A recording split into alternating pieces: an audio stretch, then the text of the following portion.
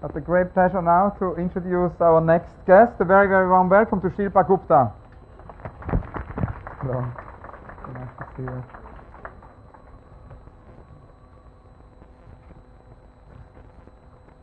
Shilpa, to begin with the beginning, and I must say this is not the first time we've done an interview. We've recorded a long interview in your studio in Mumbai, but still I wanted to begin with the very beginning, how it all started. What was your epiphany? What brought you to art, or what brought art to you? Well, in India, the choice of... You have the microphone, please. Okay. Hello? Yeah. Well, in the Indian context, the choice of sort of being, the decision to sort of, is this working? Okay. It's working? Yeah. It's now? Yeah? Okay. The decision to sort of be an artist. Okay, now. Yeah. Okay. So the decision to be an artist is sort of thrown very early upon you, like when you're just like a teenager, when you're 16, 17, you have to choose either art or maybe a more stable career.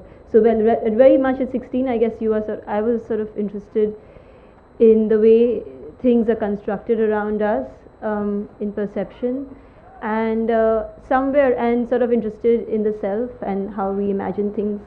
And that's the time you're at war, and well, I chose the art school. Yeah. And when you were at art school, what were your influences or main sort of inspirations? When I joined the art school, this was 1992, it was a very interesting moment. The JJ School of Fine Arts, where I am in Bombay, there had just been a bit of a long vacuum. There was a very important teacher, Mr. Kolte, Prabhakar Kolte, working in an abstract, very formalist style, and he had just stepped out. And so I and along with a lot of artists around here, Jitish, Reena, many people, Justin, we sort of stepped into a vacuum. And I think it was a very interesting moment. I think Vivan also brought it up. It was a moment where we were sort of noticing a big burst of media, from black and white TV, VHS tapes. Overnight we went into 60 channels, and we looked out of the train window.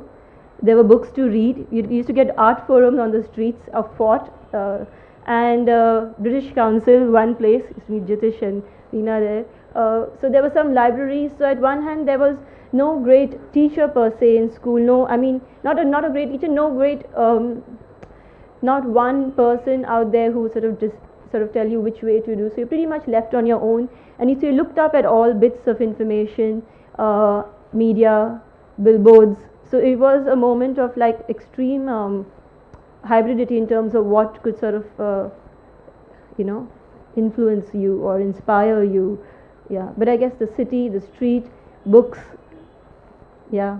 And it's interesting that out of those beginnings, the first sort of works of yours I had heard about were actually your website project, your online project. So I was kind of wondering if you could tell me about these very early works, these very early websites, the Sentiment Express, the Xeno, biolab.com. Actually, you heard about them, but they weren't the first projects. But I guess that's about the internet. It travels long distance very quickly. But some of the earliest, maybe what I could do is talk about a project which is not a web project, and then how it became a web project, where I took a 1 foot by 1 foot canvas to this much to different places of worship. This was in 1991, 92. Around that time, I took it to different places of worship. I went to Hindu, Muslim, Christian, each canvas to a different place, and everywhere I went, I asked the person to bless the canvas to bring peace and happiness wherever it stands. And then there were 38 such different canvases blessed by different places, and this canvas was on a wall, and you had each one printed onto it. This object has been blessed to bring peace and happiness wherever it stands. So you were next to a Hindu, next to a Muslim, next to a Christian. So and it was shown in a gallery here in Delhi Arting, and it was about is this art, is this not, do you think it's blessed, maybe not blessed, and is the artist a liar? So these were some of the questions, and then of course later on this sort of translated into objects which people could take away, and then came the internet project, which you know about, blessed bandwidth, where I got a network cable blessed from different places of worship, and you could go online and get it blessed, yourself blessed, and you could change your religion at any time. So sort of I feel like I'm sort of interested in, I could sort of move from a blame bottle, which could be portable, to being an installation, to being a poster which is sent in a digital format across and printed in Karachi. So it's got to do with the portability of the media. And maybe it would be interesting because that's something which is already in your early website project and then goes fully into your installations. If I think about the shadow works, is this whole notion of participation. And I will never forget, sort of about 15 years ago, we went to see the legendary architect Giancarlo De Carlo in Milan. He's one of the founders of Team 10, another great group of the 1950s, 60s, an architecture group. And De Carlo said that he thought that participation, which was his big belief in the 60s, had become incredibly discredited and had become somehow a cliche and had become very patronizing because it was always rendered explicit. And he believed the only future of participation would be a kind of an implicit participation. So I was very curious if you could talk a little bit about your notion of participation, how it evolved in a very different way than it would have been in the 60s, and explicit, implicit participation, and maybe it would be the moment also to talk about your invention of these shadow pieces, which we showed in Lyon. Well, I'm sort of interested in, one of the things I'm interested in is, besides perception, is the role and purpose of art. And from there comes a desire to look at the very language of art. And whether, of course, there is the art world where we function in, which is one community, but I'm also interested in the possibility of the language sort of being accessible to a wider community. And of course, besides that being, well, if I wouldn't be an artist, I would sort of land up in some research institute somewhere behind the computer looking at perception. So there's a part of me which is very interested in logic and how logic gets created and or maybe disturbed. So yeah, that's where the shadow pieces are coming from. I don't think everybody knows about it. So this is from around 2005, 2006. Where you walk into a space, there's a large video projection, and there's a camera at the bottom which is capturing, you're walking against a light box, capturing and generating your silhouette, and more imagery comes out which is pre-recorded via a computer and reacts to you. So, so what happens here, so I arrived at this through a series of previous works which were portable objects in people's hands, to touch screens, to a work where you would click and there was this large scale video projection where women would interact, you could interact with. And then I wanted to sort of create a space where you become a viewer by default, the responsibility just slips upon you. So so here you enter in, and yeah, I mean, it's extremely interesting. At one hand, it's extremely interesting to watch people also, how they're reacting. You could see how people react individually, how they react in groups of people. They could be extremely playful to being extremely conscious, and it's also about the fact that there's a part of what you see, and then there's a lot of information around you which reacts to you constantly, which is not in your visible world, but is sort of around you. It's about a comment on how media sort of reacts to you. But am I answering your question? No, yes. It's perfect. Yeah. The main thing. I don't want to be digressing. No, it's great. Yeah. Now, I know that you have to go. You have very little time, so I think we have only a very few minutes left. There was one thing when we worked on the Indian Highway. We talked a lot about politics, and it was in your studio also one of the first times this discussion came up, which then was recurrent in many of the studios. This idea of artists being artists and at the same time being activists. So I was wondering if you could talk a little bit about this, about is it parallel realities, is it how it goes together, and also about the whole political aspect of your work. I mean, in the Indian Highway context, we discussed a lot about your video in Kashmir in 2005, and it would be great to hear about that and how it evolved since. Well, a couple of points. Well, the word politics, I think it's changed a lot in since 1997. I think what used to be on the peripheries today pops, so we see political pops, so that's also something we must acknowledge, that what else is going on. But another point is that by default, since I'm interested in the structure of viewership, you don't choose to really sort of be action oriented, but you could either sit on the fence and say, here we don't have the right spaces, or we need to do, but by default you have to create the spaces, you have to go on the streets or do something, or work with an artist initiative. So you land up sort of becoming, when you sort of are looking at a system, you land up, instead of just criticizing it, it's interesting to more engage with it and probably do something with it. So there you get the role of an activist, where maybe you may not have chosen to sort of set out to be one, but it's just purely trying to engage and do something about it.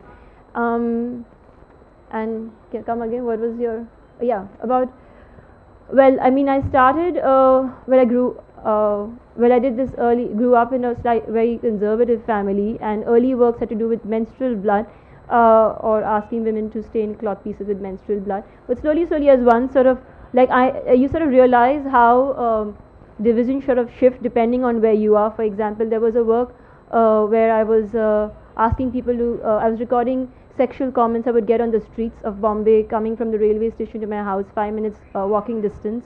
And when I went to France, you realize that instead of sexual comments, you also got sexual and also racist comments. So how for the first time I realized my skin was brown, but not being in Bombay. But so, I mean, it was more about how structures are created in daily life and how sort of people view you. And then of course it sort of, when through a series of journeys, landed up spending time in Srinagar, and how the border and what is it to be part of a nation, or how nations can be divided, and how nations are so you know, the nations are very young. It's a new construct. It's young in terms of humanity, and how people may not exactly fit into this. So that's where that work which you chose, National Highway number 1 for the Indian Highway, where you see this highway running through a rural, this video of a video running through a rural area, and you see it guarded by these guards. You know, you're sort of wondering, where do you draw the line, and you know, who are they guarding, and what does it mean out there to sort of occupy that land? Yeah. And I mean, that whole political work also brings us to the question of, you know, what are the constraints of the practice? And I was wondering if we could talk about constraints, if we could talk about, you know, projects maybe which are unrealized. Have you encountered censorship? And I mean, the unrealized project question, it's really something Alighiero Boetti, you know, drew me on, or gave me this obsession for unrealized projects. He said artistic practice gets always, you know, very few possibilities. There are museums, there are galleries, there are art fairs, there are public commissions, but then there are all these other artist projects that artists cannot do. They don't fit into a box. Hence, so many projects remain unrealized. And you once told me that you have entire books filled with unrealized projects. I was wondering if you can tell us a little bit about your favorite unrealized projects. Well, I mean, there are lots and lots, like I think several artists and thinkers, and lots of unrealized dreams that we all have. And I think just by dreaming itself and about a work of art, you're often, just the very act of it is about pushing the boundary, and there itself, it sort of falls in the space of becoming unrealized. But maybe since, well, I can talk of what's not unrealized, what's not realized. But what could be interesting is, for a change, I could talk about what was not realized for a long time, and now I'm hoping to get it realized. Was this piece, which is from a light piece from 2002, which says in different languages, I live under your sky too, hum bhi aapke aasmaan ke niche rehte hain.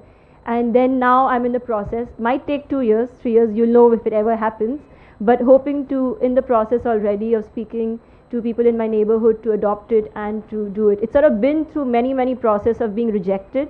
In first time it went as a proposal, it was shown. Second time it was shown, it was in proposal for 2 years in a project in London. But now I decided I might as well just do it myself. And I think the situation has also changed. It's possible, people are more aware. So yeah, so maybe it's going to be an unrealized project for more than, I don't know, so more than 6 or 7 years, but hopefully I realize it. Yeah. And do you have any unrealized kind of art institution? Because I'm very curious in this idea of, you know, public art institutions for the 21st century. Cedric Price conceived of the Fun Palace, which remained unrealized. It's a transdisciplinary art center. Very often artists and architects have visions of their own kind of museums or institutions. How would your ideal institution work? I could just go on and on. I would want one all, like, you know, everywhere. But yeah, like, and we've also been on a panel in Basel once talking about the Dream Museum. But yeah, I mean, one sort of, and it's a very contradictory situation for me. At one hand, working as an artist in India, and then taking an 8-hour flight, going to Europe, and then to see so many public institutions, and then finding how art sort of functions there more closely with the community. But I think, yeah, so of course, one dreams of having, like many people here, of a space which is more not so vertical but more horizontal, in neighborhoods which are not only in a certain more elitist central group, and which is more integrated with the local community. I mean, we have a long way to go, and we all have to put in our energies for it. Yeah. And last but not very least, the Rux question. Because of this idea of India as a rising power, there is a peculiar combination of innocence and arrogance that can threaten our sanity. Where are the resources that we can use to maintain a critical sense so that the footprint of this rising power is not a disastrous one? What would be your answer to that? I mean, I would sort of agree with the previous speaker and say I don't know whether India is a rising power. It's a constructed story for the moment.